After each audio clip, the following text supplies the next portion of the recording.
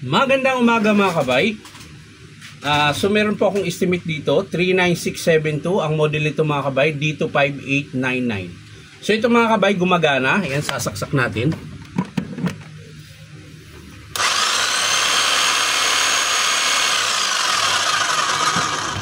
Gumagana siya, sabi ng customer, wala po siyang chipping. Tapos ito naman, hindi na gumagalaw yung kabitan ng bala. So hindi na siya maikabit. Ayaw na pumasok dahil hindi na maibaba ito. Ito, tigas. So, ang dahilan yan mga kabay, pwedeng madumian o kaya baliktad yung pagkakabit. Depende kung pinakailaman nila. Pero pag dito pinakailaman mga kabay, ibig sabihin yan, marami na po yung putik sa loob. Ayan. So, bubuksan natin yan mga kabay. Gamit lang kayo ng flat screw. Sungkitin nyo dito. Ayan. Tapos, meron niyang ring dito. Ayan, so sungkitin nyo yan. Gamit ito. Ayan. Pinakalock. Ingat lang mga kabay dahil medyo may katigasan ito. So, pag nasungkit nyo na ng matulis, sikwatin nyo ng flat. Ayan. Pwede rin naman circlip remover.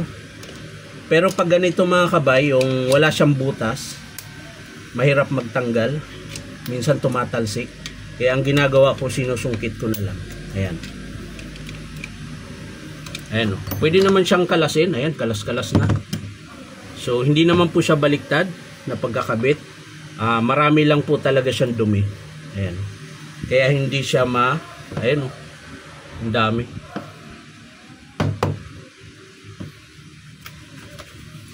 Ayan o. Oh. Ayan o. Puro putik na mga kabay. Yan, papakita ko po sa inyo yung kung gaano kadami yung putik na sa loob. Ito po kasi yung alikabok na naipon o kaya pag naghukay sila. Ayan po. Yan, ganun kadami yung dumi. Ayan. So ito, subukan nating linisin. Tapos ibalik natin mga kabay. Tingnan natin kung maipasok na yung bala. Ayan. So, madali lang namang linisin to dahil puro putik lang to, tapos langis. Ayan, punasan nyo lang ng basahan. Tapos, balik natin sa dati. Tingnan natin. Ito pala. Kailangan mo na makahid yung dumi nito. Ang dami pa oh. So, isa yan sa dahilan mga kabay kung bakit ang hirap ipasok ng bala o hindi na makapasok. Sa una, pag pa konti-konti pa lang yung alikabok na naipon, gumagana pa po yan. Pero pag nagtagal, manigas na po yung alikabok, hindi na po gagana yung lagayan ng bala. Ayan. So hirap na po. Ayan. So ayan, wala na po yung putik. So, pwede natin ito ibalik muna. Ayan. So, kung paano nyo kinabit mga kabay, ganun lang din po yung pagbalik. Ayan. So, meron pang putik dito. Ayan. So, yan. Ito, lagay natin yung pinakatakip sa ibabaw. Sunod yung spring. Ito muna pala. Ayan, yun po yung spring. Tapos yung plastic, pinaka-washer niya. At yung dalawang lock. Dito po yung nakakabit sa gilid-gilid. Tapos, ito. Ayan. So, lagyan natin ng grasa mga kabay. Kahit di na. Saka na natin lagyan mga kabay kapag pina-repair. Ayan. Balik lang natin sa dati. Kung ano yung posisyon.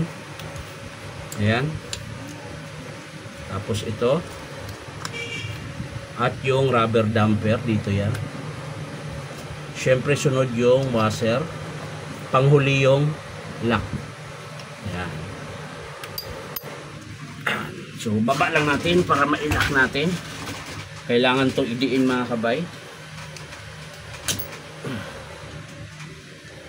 Didiinan mo para pumasok. Para mag-lock siya.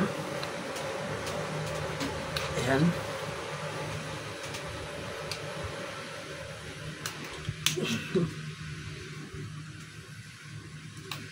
Matigas siya mga kabay, matigas. Lumalaban. Yeah. Pumasok ka na. Pinahirapan ako mga kabay. Kailangan ko siyang idiin na maigi. So yan na mga kabay. Ayan. So kung kanina hindi mo siya may baba, ngayon, ayan o, naglalaro na siya. So lagay natin yung takip. Ayan, dinidiin lang yan mga kabay. Ayan. So ayan, kung mapapansin nyo kanina, ang layo ng distansya ngayon, magkadikit na sila. Tapos, gumagalaw na po ito. Ayan.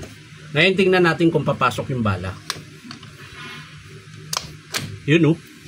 So, pumasok na yung bala mga kabay. Tetesting natin ngayon kung gumagana ba yung kanyang hammer.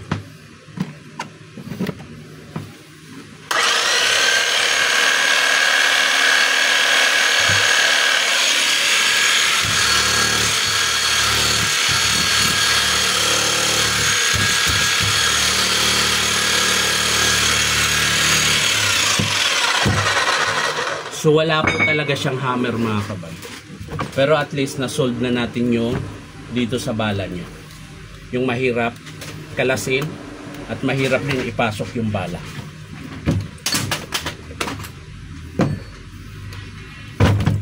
So ngayon mga kabay, bubuksan natin ito dahil wala po talagang pumapalo.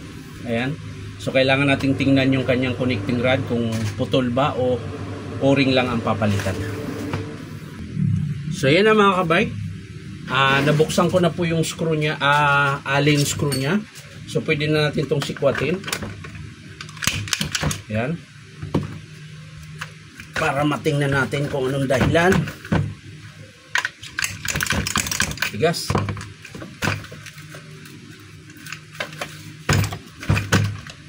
Ayun.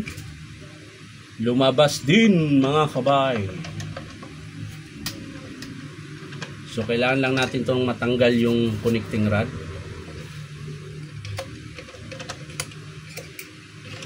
So sira po yung kanyang connecting rod mga kabay. Kaya po wala siyang hammer.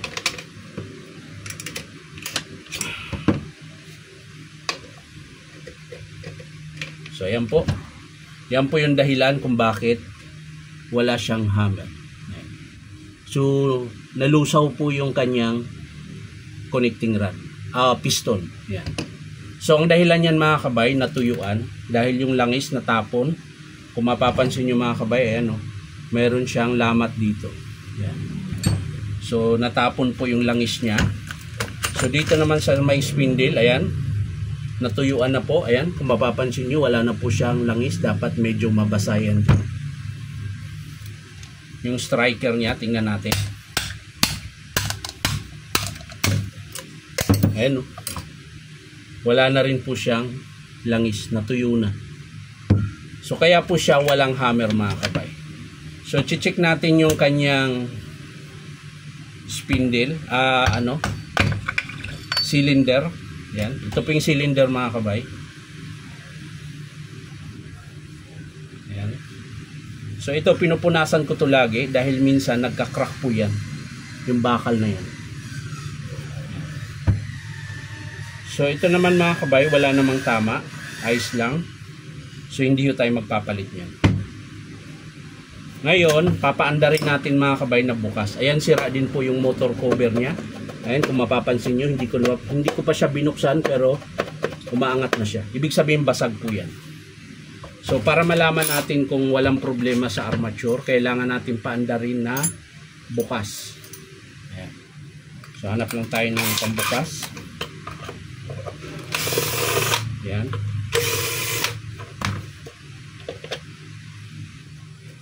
Meron pa sa harap. Ayan, yan po yung basag mga kabay. So kasama po nating i-estimate yan. Tapos syempre yung carbon, hindi na po original yung carbon niya. Tapos maiksi na. So ang mangyayari niyan mga kabay, i-estimate din natin yan. Pero bago yan, paandarin natin na nakabukas.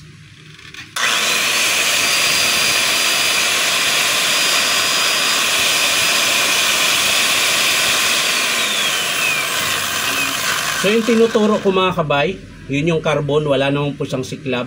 So ibig sabihin po, okay pa yung kanyang armature. So dito lang po talaga tayo sa kanyang connecting rod, o-ring, motor cover, at syempre yung gear case cover isasama ko dahil nagli-leak siya dito. At meron po ito yan ditong, ang tawag nito, pinakasil. Ayan, yun po yung isasama natin sa estimate. Ayan. So, ulitin ko mga kabay, estimate natin dito, carbon brush, motor cover, o-ring. Ang o-ring nito mga kabay, bilangin ko lang, o-ring sa striker, isa, piston, dalawa, sa cylinder, isa, tatlo, at meron pa po yung o-ring dito sa loob. Ayan. Ayan. Sira na yung seal. Ayan. Meron pa po yan dyan sa loob, sa seal. Ayan. So, yan lang mga kabay. Hindi ko na po ipapakita kung paano ikabit. Papakita ko na lang sa inyo mga kabay kapag in-approve ng customer. Dahil ito mga kabay, lilinisin ko pa po ito. Matagal po maglinis, kaya hindi ko na maipakita. Ang pinapakita ko lang mga kabay kung ano yung dahilan kung bakit wala siyang chipping. Ayan. Yung una kanina, wala siyang, hindi siya pwedeng pasukan ng bala, matigas. Hindi rin ito naglalaro, pero ngayon okay na.